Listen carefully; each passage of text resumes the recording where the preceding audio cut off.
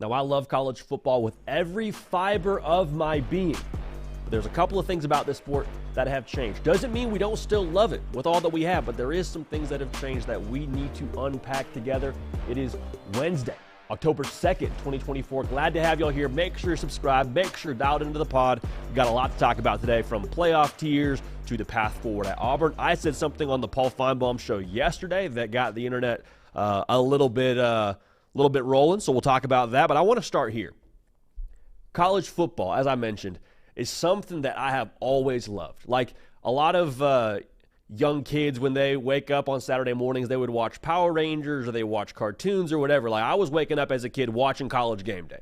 Like ever since I can remember, college football has been the only sport that I have really loved. And I appreciated the NFL. I think the NBA is cool, but like college football has always had my attention. Like I said, always had my heart. The nostalgia, the romance about it, the authenticity of it, the tribal nature of it, the fact that wherever you went to school, you are tied to that place for the rest of your existence. And I mean, rain, sun, shine, sleet, whatever it is, like you would be consistently living every single fall Saturday, your mood dictated on how that team did on that Saturday. The marching bands, the venues. I could go on and on here about why I think college football is the greatest sport on the face of the planet. You probably feel the same way. Something very pure about it. But the reality is, the sport that you and I both love and still love is evolving and it's changing. Now, it doesn't mean that we don't still love it like I just mentioned, but I do think that it's fair for us now to at least acknowledge that as things evolve, the way that you love them has to evolve as well. Like, praise the Lord, my wife and I are going to have a little girl here this fall, and I can't wait for that. Well, the way that we love her, though, as an infant is going to change in the way that we love her as an 18-year-old and as a 24-year-old, and when she goes on and gets married. And I'm not ready for that, but that's way down the line. That's kind of like college football right now. And Ari Wasserman is, one, just a dog of a human being. Two, he has a great show on the On3 YouTube channel with Andy Staples, Andy and Ari on 3, every weekday morning. Make sure you're dialed in for that. But I think what he said yesterday on that show had a lot of merit to it when discussing the college football playoff and the teams that are still in the hunt. Because Ari puts out a segment, I think it's every Sunday, if not Monday, and it's the Bubble Watch. We're going to get into that ourselves here in just a second, talking about our bubble teams. But it's the conversation around these teams that aren't necessarily right smack dab in the lead for the college football playoff, but they still have a chance. They still have a shot to make it in. And every single time he puts that graphic out, Ari gets heat because he has a Notre Dame on there, because he has a Clemson on there. And people are like, Ari, what are you doing, brother? Clemson got boat raced by Georgia. Notre Dame lost to a G5 school. No way they make the playoff. Again, the way the sport evolves, we need to change the way that we view it. It's a reality now that the BCS way we viewed the college football world isn't the correct lens to view the sport through right now. And again, it doesn't mean that we love it less or more. It just means that we have to adjust our perspective on this sport that we've always loved. We have to understand now, as the optics around it shift, as the rules around it shift, we have to shift with it. And so, personally, I was never really for the expanded college football playoff. I made that very much so known.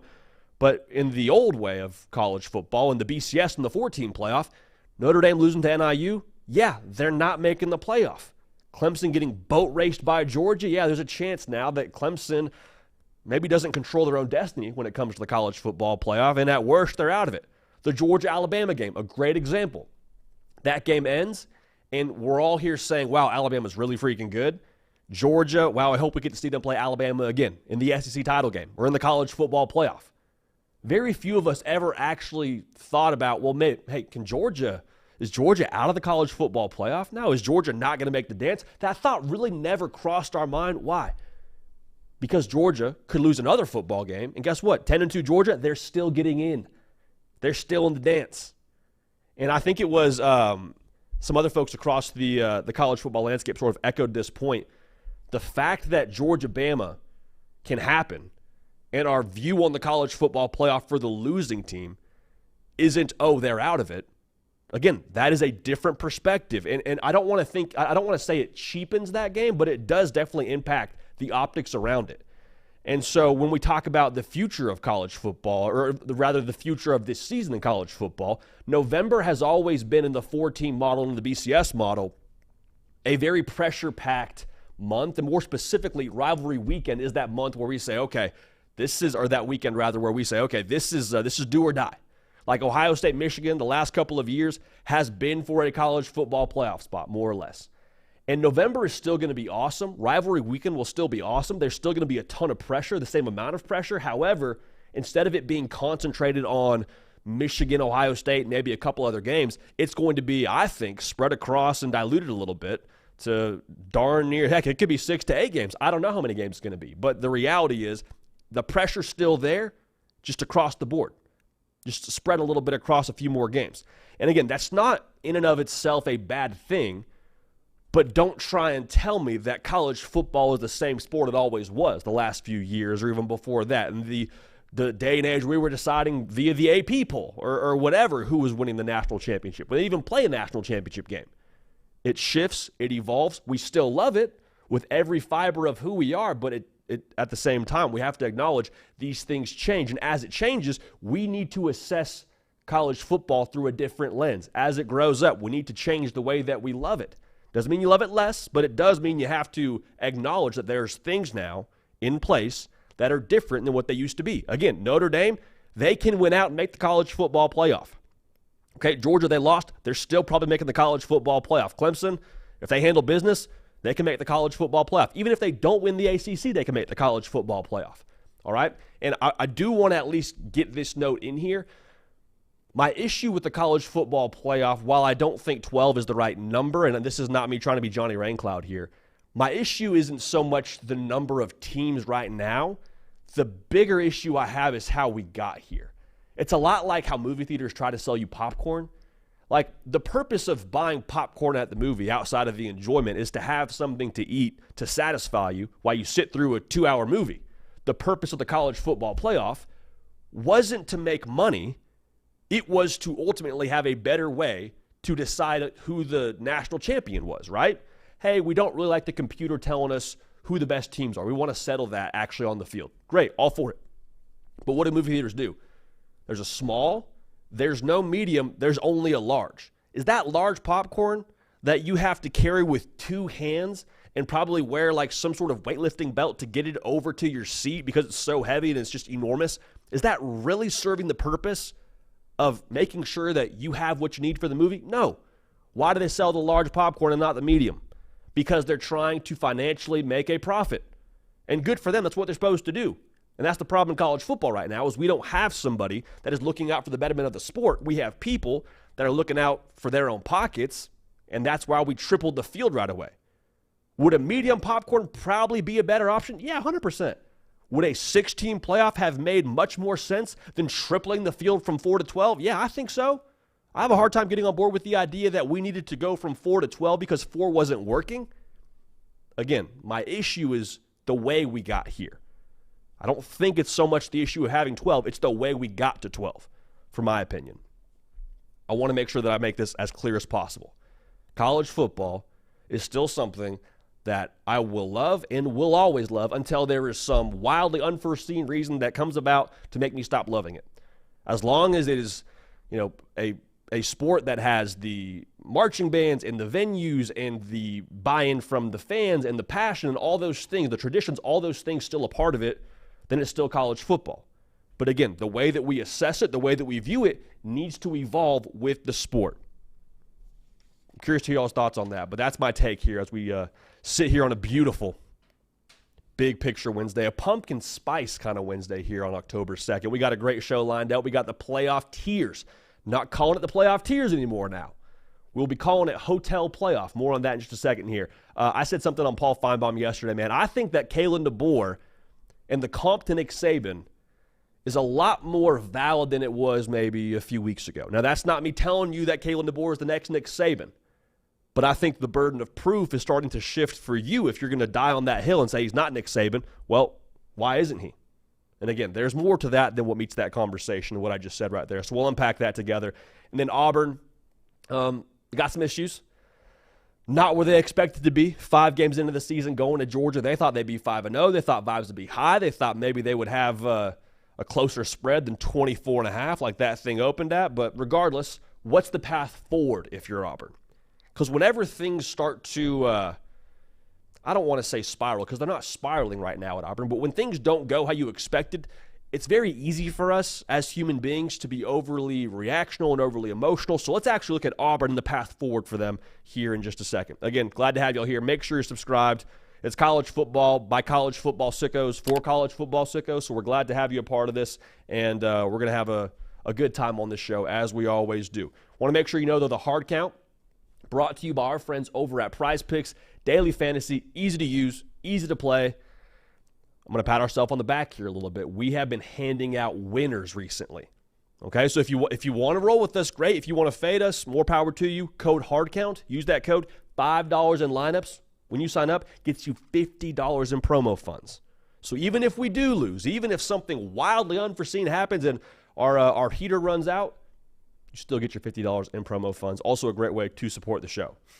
So I'm excited about this now. I kept putting out the question to y'all on my Twitter page, at JD Pickell, or on my Instagram. I said, what do we call this segment now?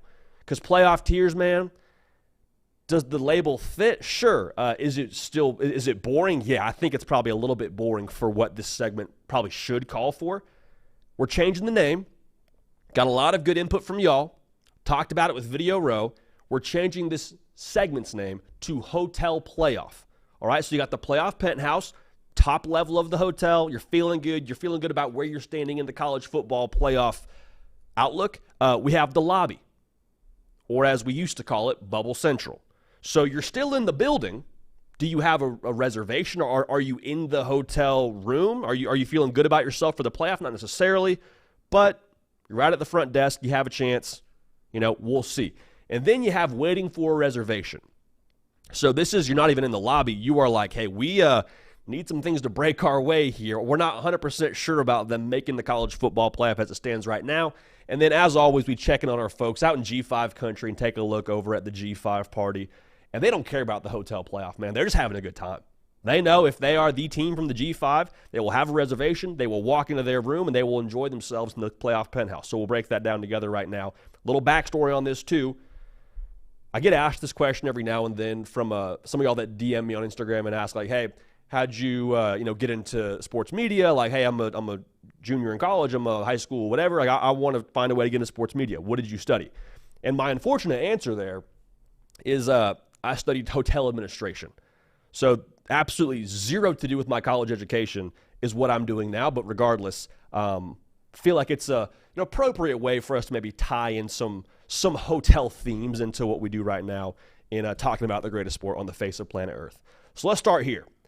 Who right now would you say is in the playoff penthouse? Note, this is not predictions. This is more so where things stand. So think of it more as this is who's in the playoff penthouse right now, this far into the season. This is who we feel good about. Will they be there? I don't know, man. I don't know. Your rent's due every day at the playoff penthouse. Alabama, they are very firmly in the playoff penthouse, have the best win of the season under their belt. I think they're the best team right now in college football. I'm not saying anything about Texas, not saying anything about Georgia. I don't know how you stop that offense. Like when Jalen Milroe is spinning it how he was spinning it against Georgia. And I'm not just talking about the deep ball. I'm talking about like he's precise, he's accurate, he's on time. He's putting the ball not just to the right player, but in the right spot. Like it's the right placement of the football. They're darn near undefendable. And Ryan Williams is a massive part of that.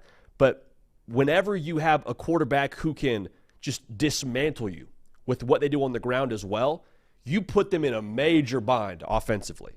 Because if you try and put extra numbers to stopping Jalen Milroe in that run game, well, guess who gets less attention? Guys like a Ryan Williams, who has proven what he can do. A Jeremy Bernard, who's proven what he can do. Like, there's too many weapons to not give extra attention to the pass game. So Alabama, they're going to be a tough out. Now, it very much so lies with Jalen Milroe being consistent, but they're going to be a very tough out. Georgia, yep, still in the playoff penthouse. JD, why? Because Georgia, I don't think, is losing 2 more football games this season. And again, this is not a projection, but if you tell me Georgia gets 2 more losses, I think they probably, or one more loss rather, I feel really good about them the rest of the way in the playoff penthouse. Now, the Ole Miss game will be what it is. The Texas game will be what it is. You got to split those two. Can't start slow, but I have a very difficult time believing this Georgia team, what they are right now moving into October, I think they'll trend upward. I don't think we'll see them consistently start slow. I think that Alabama game will wake them up a little bit. Still one of, if not the best roster in college football. Georgia, I know you lost. I know it doesn't feel good to have someone knock on your door and say, hey, are you moving out anytime soon with that loss to Bama? But no, Georgia still very firmly in the playoff penthouse as of right now. Now, Ohio State just beat Michigan State. Another situation where the box score probably looks a little bit more definitive than the actual win was. Ohio State, at the end of the day, they were Ohio State in this game, which is not a super novel analysis, but it's kind of the way that I feel about it. Ohio State, barring something wildly unforeseen, was not losing to Michigan State. Now, took a little bit to get revved up in that first half, ended up pulling away at the end of the first half, and they were what they were. Jeremiah Smith is an absolute action figure. I mean, him and Ryan Williams, man, what they're doing right now as true freshmen in college football is nothing short of remarkable. Jeremiah Smith had two ridiculous one-handed catches against Michigan State, one that made SportsCenter, I believe, with the touchdown. He's special. He's different. And I think with Ohio State, they now have, I believe, not one but two number one wide receivers on that offense between Emeka Egbuka and Jeremiah Smith. Not one but two RB1s with Quinshon Judkins and Trevion Henderson. And that's great. They got Iowa this week. Increased level of difficulty for the boys out there in Columbus. But we keep saying this, and I think this is 100% true. It will always be about Will Howard. It is right now. It will be going forward. At some point in time, he has to make the difference for you. Because when you match up with a Georgia, match up with an Alabama, there's going to be, I think, a even level of roster talent. Now, not to say that Ohio State won't own some of those matchups, but at some point in time, Will Howard will have to be the difference maker for you. And the fact that Kyle McCord wasn't last year is a big reason why he's at Syracuse right now. So we'll see what happens there with Ohio State. But Will Howard, it's going to come down to you, brother. I think they're in the playoff penthouse.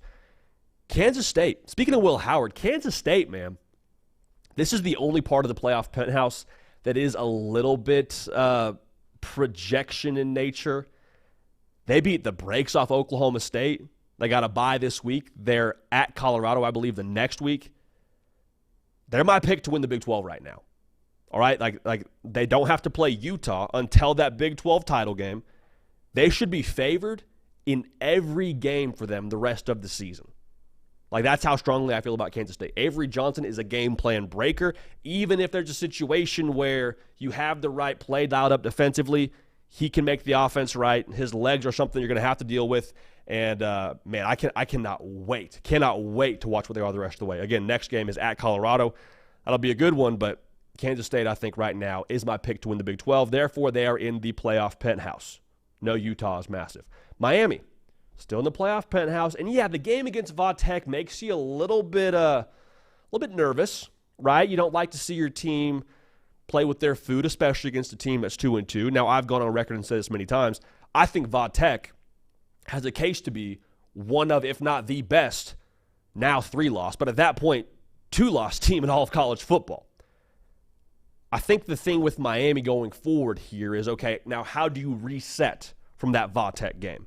We said it yesterday, I'll say it again. Close wins where you play poorly ultimately can cause you to relax or can cause you to pick up the pace a little bit and have a greater sense of urgency. I think we see the latter this week from Miami. I also think that Cam Ward, his prize picks number is 298.5 pass yards. Y'all, Cam Ward has gone past that number every single game this season. So therefore, we'll take Cam Ward, more than 298.5 pass yards, feel great about doing so. Use code HARDCOUNT, $5 in lineups, gets you $50 in promo funds. Prize Picks taking care of us, making sure we can take care of y'all, giving out our plays there. So go ahead and lock that one in. Miami, again, still very much so in the playoff penthouse. Big game this week at Cal, so we'll keep an eye on Miami. Texas, they're off this week. Had a nice little dub with the win over Mississippi State. It should be the Quinn Ewers show now going forward, like assuming he gets back healthy. And this is the next couple of weeks where you say, okay, this is the SEC. Like, this is the baptism, if you will. Not to say Texas hasn't had a schedule with some rigor to it. The Michigan win, obviously, is a big reason why some folks would say they're still the top team in America. They have Red River after the bye this week, and then they have Georgia coming to their place. So it's about to ramp up in a big way for Texas. The thing I'm curious about with them is how those veteran traits sustain them in those key spots, because that's kind of been the key differentiating factor for teams that win the national championship. They have a very veteran, mature nature about themselves. Michigan last year, Georgia the year before that, and Georgia the year before that. So all things considered, Texas, the veteran nature of what they are, paired with the talent that they have, paired with who they have at quarterback, with Quinn Ewers, you feel pretty good about the Longhorns going forward. But again, we're going to learn a lot about them here after the bye this upcoming week. Now here's one more for you. Tennessee. They were in the Penthouse after the win over Oklahoma. They were on a bye this past week. They go to Arkansas this week. I said it yesterday. I want to say it again. This is the kind of team now, if you're a Tennessee fan, you can feel confident taking home to your parents. What does that even mean? It means that Tennessee's not just an enjoyable team to have around. They're not just good company. They're not just fun to be around. Like, this is a team now in Tennessee that has legitimately, they could be the one kind of characteristics. Because I think the offense, especially once Nico Iamaleava continues to trend upward and get his sea legs completely, they're going to be in real good shape. But it's the defense, man. It's the values. It's the character of the defense. Allowing 8.3 points per game, that is third in the entire country. They're allowing 2.8 yards per play. That is number one in all of college football. So it's not just they're fun to be around. It's you could see a life with them. You could see this team putting a ring on it. And we'll see that with Tennessee. But all in all, man, I think there's definitely a case for the Vols to be right there at the end of this thing when it comes to the college football playoff. So that's our penthouse when it comes to hotel playoff. Let's move out to the lobby. And for those of y'all that missed this, the lobby for us is essentially like you are in the building, you're in the hotel. Are you in playoff penthouse just yet? Not necessarily. But if you do what you're supposed to do, if you handle business, you should be able to get a reservation for the Penthouse. And Oregon is a team that started the year in the Penthouse. The Michigan State game on Friday will be intriguing because we've seen a couple of games now from Oregon where they're continuing to put it together. Beat the brakes off UCLA, beat the brakes off Oregon State. Okay, Oregon, have we gelled yet? Are we sure this is the team now that we thought they were in the preseason? If that's the case, they're going to find themselves back in the playoff penthouse. But if not, we're going to find out, I think, against some of their competition here in October. Should be noted, after the game on Friday, they host Ohio State October 12th. So lock in now. There's going to be a lot to be learned about the Ducks over the course of the next few weeks. Missouri, they went out of the lobby, man. And I don't blame it. Hey, if you're watching this in Columbia, Missouri, I hear you. I understand. The Tigers had a lot of expectations going into the season. The thing with Missouri now that concerns me is there have been multiple games in a row where they have played to the logo. Like, I love Boston College. I love Vanderbilt. They don't belong on the same field with Missouri. And Vandy took them to overtime. And Boston College was up, and Missouri had to surge to win the football game. So my concern now is I'm curious if they play to the logo. And if you play to the logo, well, look no further. You go to Texas A&M this week, baby. All right, so if logos are your deal, you got a big one coming up this Saturday. Are you able to just turn it on like that? Is that the situation where you're able to just flip a switch? Okay, bring your best football. Let's roll. That's nice, but I am a little bit concerned about playing to the logo. I said it before. It's like studying right before the exam. It works sometimes, but at the end of the day, like, you do that enough times, you're going to get got. Does Missouri get got this week on the road at A&M? Remains to be seen. But if they win at A&M, if they can do so convincingly, maybe we see Missouri break out of the lobby and get themselves in the penthouse. I don't know. TBD. For USC, man, they're in the lobby. JD, they lost to Michigan. Did you see? I saw it. They allowed almost 300 yards rushing. I get it. I hear you. However, this is the new college football. USC is still very much so in the mix here. If USC wins out, they're in the dance. They are very much so in the dance. They're at Minnesota this week. They have a chance to make some noise now the week after. October 12th is just, stacked, brother. They're absolutely stacked October 12th. They host Penn State. And Penn State now Also in the lobby, you're going to learn a lot about both teams. So USC still in the mix, had a good win over Wisconsin this past weekend. Keep an eye on the Trojans. I know a lot of people want to get those takes out there about Lincoln Riley and the defense. Keep an eye on USC. That win over LSU was a massive, massive tone setter and a table setter for their road to the college football playoff. Now, speaking of Penn State, good win over Illinois. Would have liked to see them score a little bit more. That would have been ideal if you're a Penn State fan. But again, you don't ever apologize for a win, especially over a ranked top 20 Illinois. I need to see them go score for score against USC. Like, that to me is the deal. I think that could be a playoff Penthouse deciding game. Not 100% sure. I don't want to promise something and then have that not be the case the following week. I don't want to say USC if they win, they're in the Penthouse. Penn State if they beat USC, they're in the Penthouse. I don't know. However, we're going to learn a lot about Penn State and the offensive firepower. Because if you can go score for score with the Lincoln Riley offense, that tells me a lot about the chops for Penn State and how they could look against an Ohio State, how they could look should they make the college football playoff. So remains to be seen, but Penn State right now in the lobby. Now, who's also in the lobby is Michigan. Yep, Michigan. JD, they didn't look that great against Minnesota. I know. JD, they got throttled by Texas. I understand. I get it, but guess what? They have one loss. Only one loss. The path ahead for them at Illinois, Oregon. Hey, here's a sneaky one at Indiana. Just saying. And then at Ohio State. If I'm a Michigan fan, yeah, we're throwing for less than 100 yards right now under Alex Orji. It is what it is. Now, you did double, though, your passing total, or more than doubled that. You went from 30-plus yards against USC to in the 80s against Minnesota. If I'm a Michigan fan, hey, I ain't hear no bell. We're still here. We're still swinging. The road is difficult, but Michigan with one loss, they're definitely still in the college football playoff hunt. Got them in the lobby this week.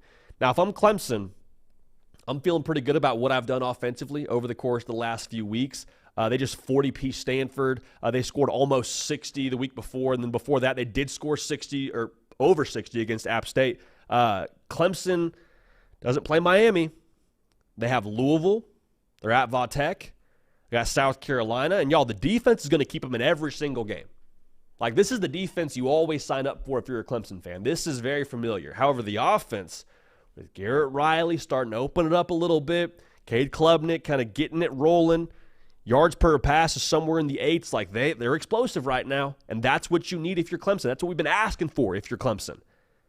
Clemson could very easily, I think, make the ACC title game with that one loss being to Georgia. Let's say they don't win the ACC title. I think attending to Clemson with a loss to an ACC champ, call it Miami, and then a loss to Georgia, who I think is still going to have a case to be one of the best teams in college football.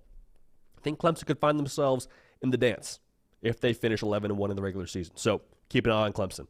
One more team here to talk about in the lobby, just hanging out. They're not checking out. They're not leaving. They're just sort of hanging around and trying that weird cucumber water that a lot of hotels have. I don't know. I don't really get that, but I'm here for it. Ole Miss. They're not done. They still got LSU. They have Georgia. They need to split those two, in my opinion. I'm not so sure that what we saw from them against Kentucky isn't just a product of two things. One, haven't played anybody with the pulse. It's tough to go from that to playing a gritty, physical outfit in Kentucky. And then the other part, I think that when you lean on the portal as heavily as Lane Kiffin does, live by the sword, die by the sword to some respects. Like, it takes a second, I think, for teams to totally gel from a personnel perspective. And so this team in late October and November, as things start to ramp up, I wouldn't count them out. I think what they have on the line of scrimmage is for real. I think as soon as they reach their cruising altitude, they're going to be a force. So keep an eye on Ole Miss. I think they are very much so still hanging around on the bubble, but nonetheless, those teams for me right now are in the lobby of hotel playoff. So that's the Penthouse. It's the lobby. Who's waiting on a reservation? Who's maybe on the outside looking in, so to speak? I think LSU is the first team that comes to mind. They still have some meat on the bone now. They're going to host Ole Miss. They're going to host Alabama. And they're going to host Oklahoma. So in some ways, you're like, okay, great. They all got to come to Death Valley. That's awesome. However, the order there to get into the college football playoff is I need a nice little 2-1 piece, right? I need you to go 2-1 against that stretch. Because if you go 9-3, I don't think you're making the playoff. Now, the benefit here also for LSU, it should be noted, they get a whole week. They're on a bye. They get a whole week to prep for Ole Miss. You give Brian Kelly a week. People are going to get in the comment section and talk about, his first game of the season every year, and that's fine. But I'm just saying, I would keep an eye on LSU. I think they may be one of those teams that everyone's just kind of written off. They said, they're dead. Don't worry about them. But LSU now with one loss, especially the way that loss continues to trend with USC playing well, waiting on a reservation, but they're still in the hunt here. Now, speaking of teams that we thought were dead and people thought were dead, myself included, now I'll put my hand up. I thought they would lose to Louisville. Notre Dame, just still kicking, baby. Still kicking. If they win out, people don't want to say this, people don't want to acknowledge this, if they win out, they're in the college football playoff. Is that loss ugly? 100%. Will it be tough to look at? No way around it. But 11-1 with a win over USC, if that were the case, with a win over Louisville, who's in the teens when they beat them, that would be massive. I think the resume now is starting to put itself together. It'd be counterintuitive, but again, the new college football is, unless you hear a bell, you're still in it. Now, here's one that's waiting on a reservation that I don't think I was on alert for until yesterday, talking to a friend of mine. Iowa. Are they the favorite to win the Big Ten? Nope. Are they 3-1 with a very manageable schedule still left? Absolutely. Look at who they have left here. They're at Ohio State, Washington, at Michigan State, Northwestern, Wisconsin, at UCLA, at Maryland, and Nebraska. Okay, so if the only loss you have there is to Ohio State, that would be impressive now, because that means you're beating Nebraska, means you're beating Wisconsin, means you're beating Washington. Like, there's some things to be looked at there. You're 10-2 in your Iowa. I don't think it's a lock you make it the college football playoff, but especially if Iowa State, if they end up being the Big 12 champ, and we'll talk about the Big 12 here in a second, a loss to Ohio State in the Big 12 champ, like, I'm just saying, I would keep a pulse on what Iowa's doing, because that schedule the rest of the way here is pretty manageable. Now, I wasn't sure how to go about this for our last, I guess, sector of who's waiting on a reservation. I just think that the Big 12 is waiting on a reservation, because I think Kansas State is the pick right now for me to win the Big 12. But the teams that are in the hunt right now, it is ridiculous. You got Iowa State, who we just spoke to, Oklahoma State. I wouldn't count them out. Utah, I had them in the playoff penthouse not but a week ago. BYU, heck, I'll say this, Colorado doesn't have a Big 12 loss either. Now, would they be my pick to rep the Big 12 in the college football playoff in terms of, like, if I were calling it today? No. But I'm just saying, like, you just get us to Jerry World, we could have a team that finishes the regular season, call it 9-3, they win the conference, and they find themselves with a first-round bye in the college football playoff. I'm just saying. And I'll say this too, that conversation in and of itself probably makes you understand why the Big Ten and the SEC is saying, hey, we should have maybe like a few more automatic bids. I get it. But the Big 12, man, that is one of the most entertaining, if not the most entertaining, conference in all of college football. So that's who's waiting on a resi. Let's go to the G5. Because, again, the G5 is like, if we're talking about hotel playoff, like, the G5 is like that restaurant next door that plays loud music, serves great food. It's a loose environment. It's a laid-back environment, and, like, they're just having a good time. UNLV, I said it, I think they might be America's team. I know you lose Matthew Sluka. It's a very public NIL situation, and, again, I'll say this too. I think the agent's probably at fault there. You don't get something in writing. I digress. They got the program. Syracuse, Friday night. I believe they're hosting Syracuse as well. So we'll learn a lot about UNLV this week. But if you beat Syracuse, would it hurt my heart a little bit? Sure. Would it bolster UNLV's resume without their previously starting quarterback? Now they got Haj Malik Williams spinning it for them. Keep an eye on UNLV, man. G5 party is rolling. I think UNLV is right there at the front of it. Boise State, also right there at the front of it. They will eventually play UNLV in the Mountain West. Only lost to Oregon. Had a massive win over Washington State this past weekend. Ashton Genty, he's absolutely in my Heisman conversation. He's my number 4 pick right now behind Travis Hunter, Jalen Milroe, Cam Ward. That could change, but Boise State, they're a wagon. Keep an eye on them. A 3-point loss to Oregon should not disqualify you. I don't think it does disqualify them by any stretch of the imagination, especially if they win the Mountain West. If anything, I think it helps them. Liberty, still undefeated. James Madison, Yeah, that same James Madison team that 70-pieced UNC. Yeah, I think they're probably in that G5 party discussion. Here's one for you. I hesitated to put them on this graphic, but Memphis, if they win the American, I understand they lost to Navy, but they still play at USF. If they win the American, I think there's a case for them to be the G5 rep. Now, will that happen? Probably need to win out. Probably, like I said, need to win the American, but keep an eye on Memphis. That win over Florida State, is it aging great? Not exactly, but still, won your Power 4 game, and I think you give them the adequate attention for doing that. So, that is our first trip to Hotel Playoff. I liked it. I liked it a lot. It was way better than playoff tiers in my opinion, but to break it down here, here's the lay of the land here across our Hotel Playoff. You got the playoff penthouse with Alabama, best team in America for my money right now. Georgia, Ohio State, Kansas State, the only predicted team in this group right now because I think they're going to win the Big 12, so we'll put them in the playoff penthouse right now. Miami, they're rolling. Texas, also rolling into a bye week. They got SEC life after the bye, though, with Oklahoma, who they always play regardless, and then they'll obviously host Georgia. And then Tennessee. Tennessee now, I think they could be one of those teams where, I said it before, they could be the team that you feel good about bringing back to your family because they might be the one. They might be the one if you're a Tennessee fan. In the lobby, kind of on the bubble for us, Oregon, Missouri, USC, Penn State, Michigan, Clemson, still hanging around. I know everyone thought they were dead after the loss to Georgia. They're still hanging around. Ole Miss, same deal. You lost to Kentucky. A lot of meat on the bone for them still. They could find their way into the dance, especially if they finish the season 10-2, with that only other loss being to Georgia. But we'll see. Waiting on a resi as of right now, waiting on a reservation. LSU, Notre Dame, Iowa. Iowa's 3-1. I'll just say it. Iowa could be in the dance there. A Big 12 team, whether it be Iowa State, Oklahoma State, Utah, BYU. Just get us to Jerry World is what I'm telling my team. Just get us to Jerry World. We win that game. We're dancing. And we're dancing with the first round bye. In the G5, you got UNLV, USF probably could be in there as well. You want to talk about USF. Boise State, Liberty, James Madison, and I'm not ready to write off Memphis just yet either when it comes to this discussion.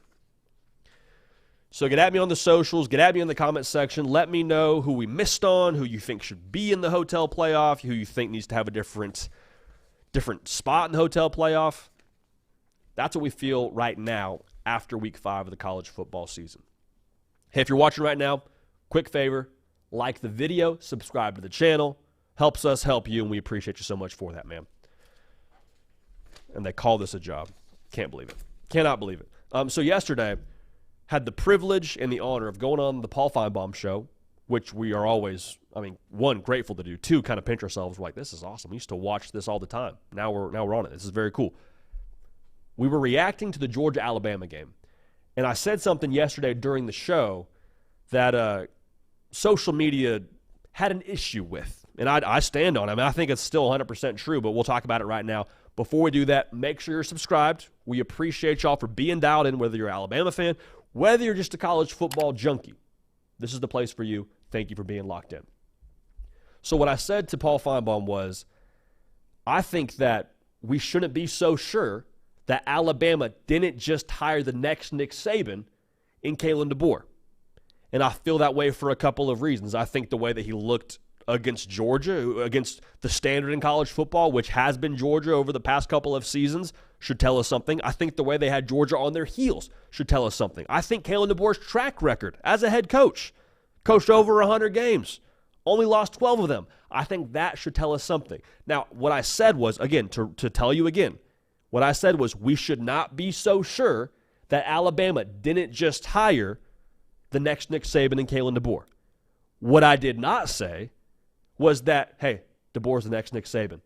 Hey, DeBoer is going to win 7 national titles. Hey, DeBoer is going to have a statue in front of Bryant-Denny Stadium. Didn't say that. However, going back to what I just said about are we sure he's not, I think if you're saying, no, there's no way he is. Okay, can you prove it? Because I think if you're going to make that statement, there's honestly a lot of evidence that would support the idea that Kalen DeBoer is trending towards that elite tier of where Nick Saban is. Now you say this is recency bias, JD. You're just being a victim of the moment, which I acknowledge 100% could be the case. But also, when you have crazy outliers happen, when you have things that don't typically happen, you start to adjust your perspective. Like when you give a Kirby Smart defense 41 points and have them look all out of sorts in that first half, go up 28-0, yeah, it's fair for us to maybe start asking some more extreme questions, which again is all I'm doing here. Are we sure that he's not the next Nick Saban? And people are going to say, well, JD, he's winning with Saban's guys. Totally true. He didn't win with Saban's guys when he went 112, but I hear you. People are saying, well, JD, can he recruit? We're going to see if he can recruit. I'm asking that same question, but right now, in the 2025 cycle, they have the number 2 class in America. That should mean something. JD, he's winning with Saban's guys. Mostly Saban's guys. Ryan Williams, he decommitted from Alabama when Nick Saban retired. Kalen DeBoer had to get him back in the boat. Ryan Williams made a couple of massive plays. Ultimately, you could argue the play that ended up winning the football game. Now, Zabian Brown also made that interception, and that ended up being the deal, but you hear what I'm saying. Ryan Williams is a Kalen DeBoer guy if we want to get nitpicky, and we definitely can. So again, Kalen DeBoer, the next Nick Saban, are we sure he's not? Let's have this discussion. You look at the track record for me is one of the big things that I hang my hat on in this discussion, because 108-12, man, doesn't happen on accident. That is scheme, that is culture, that is honestly recruiting, that is winning habits. And I get it, like a lot of that came at Sioux Falls. And so some people are saying, well, hey, I think there's maybe like a proper context to give there when it comes to that 108-12. So as an FBS head coach, Kalen DeBoer is 41-9 his first 5 years doing it, all right? Win percentage of 82%. Nick Saban, his first 5 years as an FBS head coach, 34-24. Winning percentage of 59%. And one of the main things we'll hear from this, and this is something that I've said as well, I think Kirby Smart is also in that conversation of could he be like the next Nick Saban. Kirby Smart, 52-14 his first 5 years on the job. Winning percentage of 79%. That should also be noted, Kirby Smart in year 6 and 7 on the job at Georgia, they won a national title both years. So just factor that in there. Nick Saban did not win his first national title until he was in his 50s. Kalen DeBoer at Washington, now this is not me dunking on Washington, but to be real, Alabama every single year should have as good of players at as Kalen DeBoer had at Washington, just if we're on the same page there. He had a natty appearance at age 49. So you're tracking the trend here. Again, is he the next Nick Saban? Am I definitively telling you he is? No, but I think for you to definitively say he's not, the burden of proof now, I think, is starting to shift towards you a little bit. So again, does it prove he's the next Nick Saban because he won 82% of his games his first 5 years on the job? No. Can you prove to me he's not based on what he's done so far? I don't think so.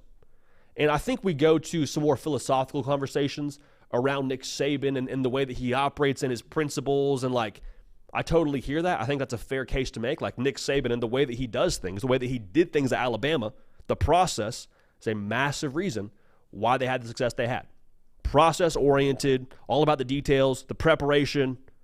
Well, you look at Kalen DeBoer, he might operate in a different style in terms of the way he communicates with his players and the way that, he just, his disposition to begin with is different than Saban's, but we sat down with him in Tuscaloosa, Alabama.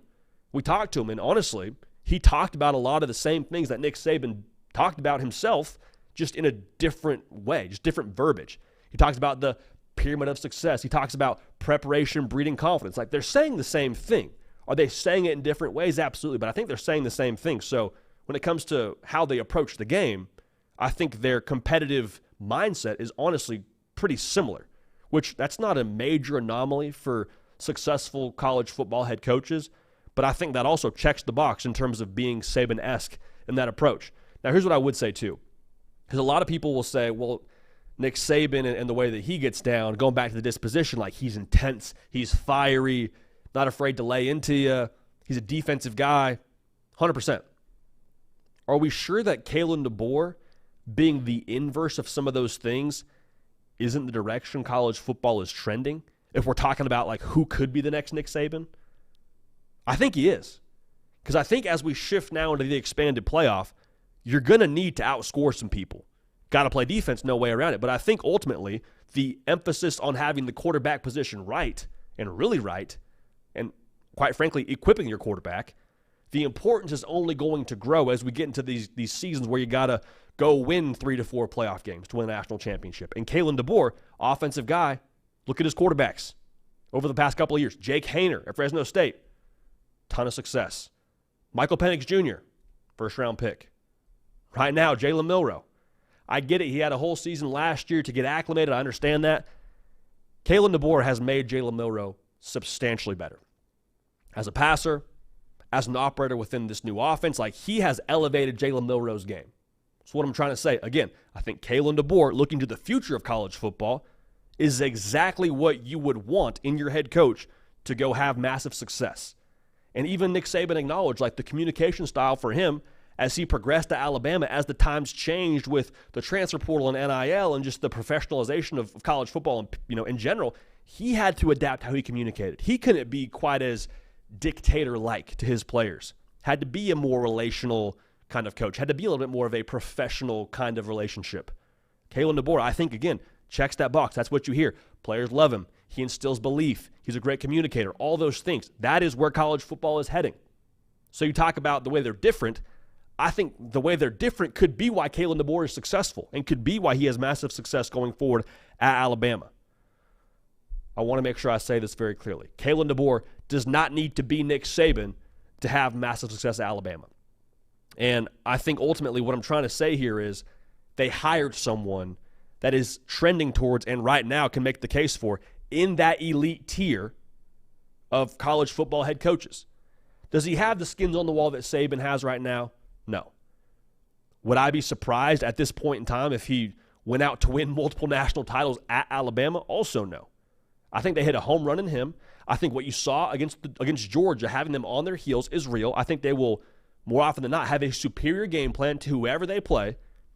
Like Alabama, is he the next Nick Saban? I think right now there is a burden of proof on the people that are saying definitively no way. There's no way he can have the same success. There's no way he can win multiple national titles. I would question that. I think you have a lot more evidence for Kalen DeBoer trending towards the elite tier than you have trending away and just that not even being a discussion at all. So anytime you say Nick Saban's name in relation to another head coach, it's very easy for people to say, oh, that's a hot take, that's clickbait. I'm not telling you he is. But can you, without a shadow of a doubt, prove to me that it isn't trending that way? I think the numbers indicate what they indicate. Curious to hear y'all's thoughts on that, man. The comment section should be very kind. I'm sure we'll all agree and it'll be a good time. It'll be a big kumbaya in the comment section, so I'm looking forward to that. Staying in the state of Alabama here, let's check out what's going on out in Auburn, Alabama.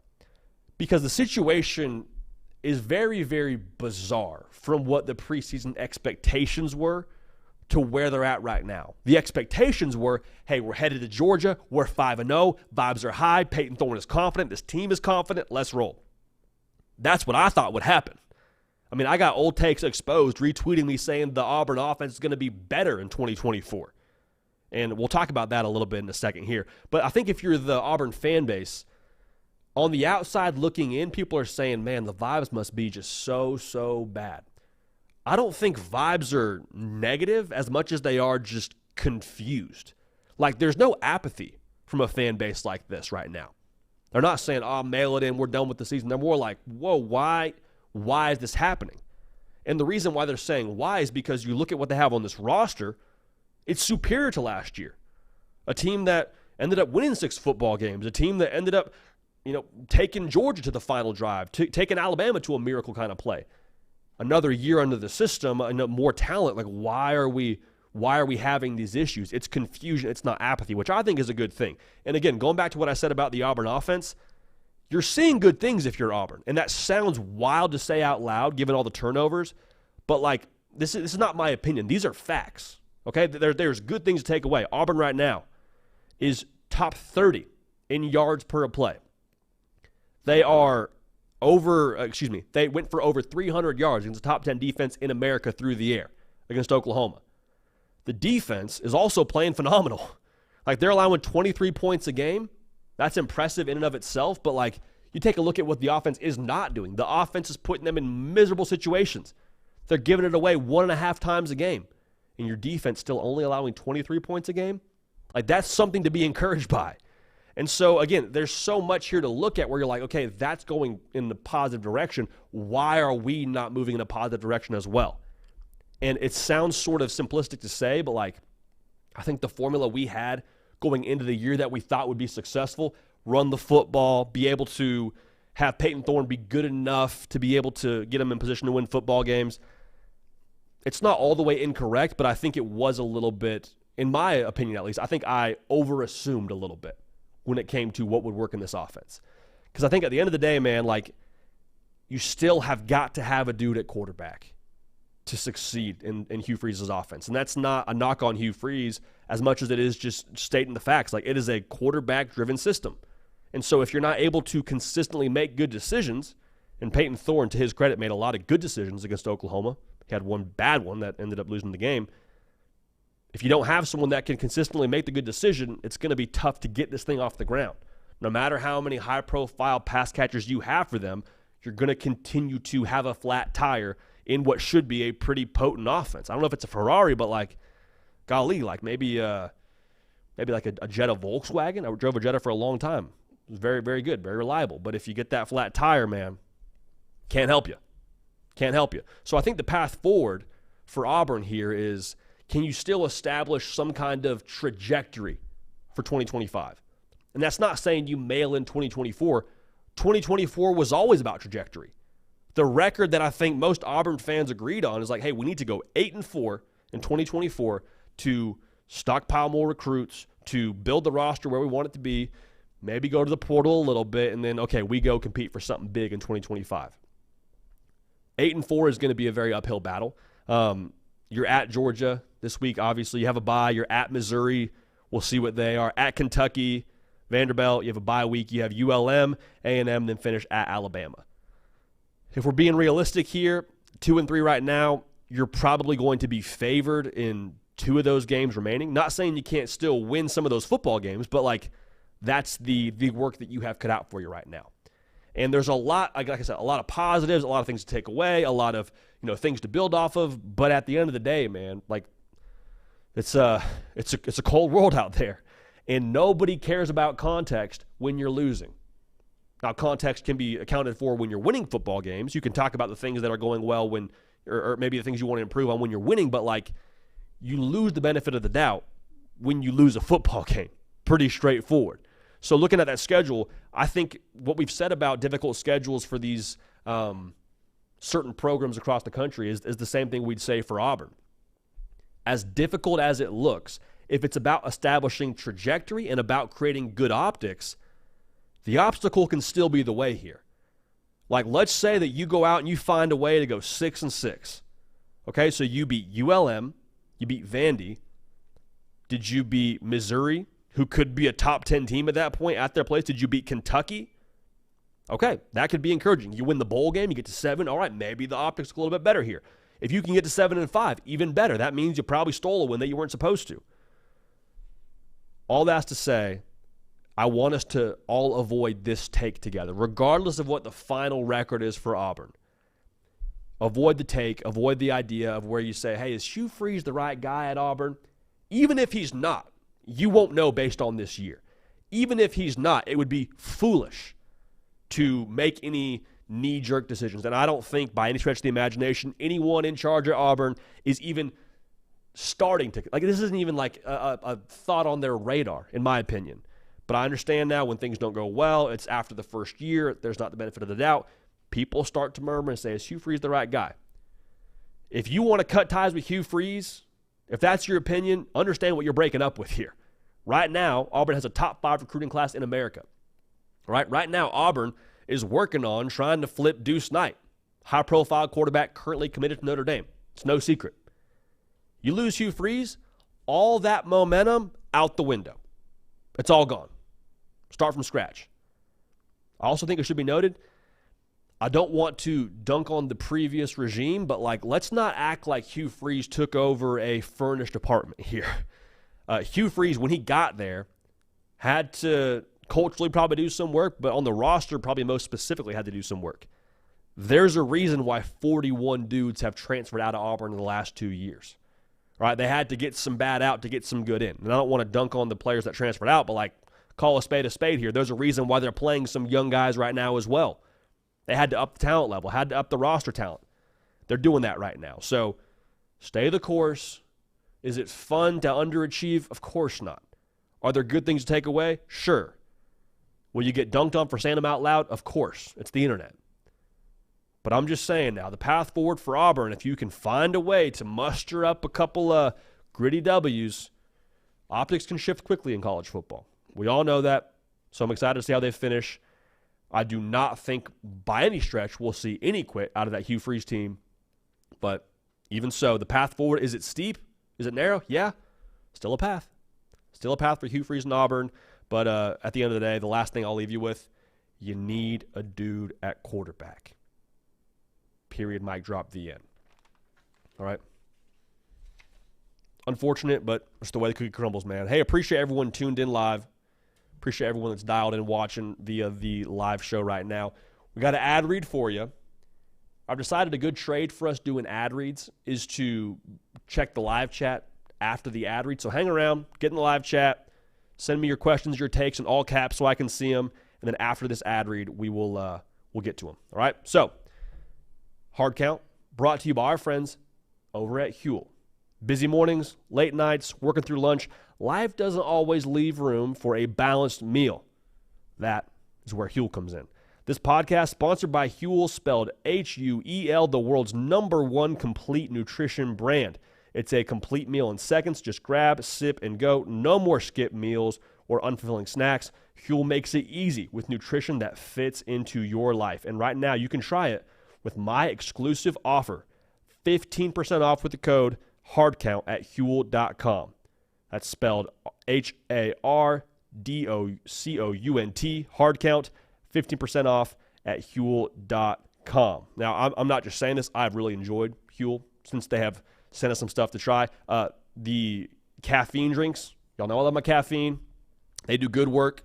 This is a little pineapple mango action. 35 calories. Not too much caffeine to make you jittery, but enough to solve your problem and get you rolling. Also, the meal replacement shakes. Really enjoyed those. Whenever you don't pack enough for lunch, they kind of help you sustain yourself throughout the day. So we appreciate Huel bringing us some juice on this show and bringing y'all some juice again. That's 15% off with code HARDCOUNT at Huel.com. Unlock a healthier, easier way to eat with Huel. Nutritionally complete meals in minutes so you can focus on what really matters. All right. Appreciate everyone dialed in the live chat. Like I mentioned, wanted to check in on this real quick, see what's going on in here.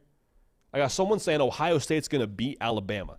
Funny you mentioned that. Thinking about doing a segment on what defense could match up best with Bama, because Ryan Williams is just a problem on the outside. Jalen Milroe and his legs, we talked about that.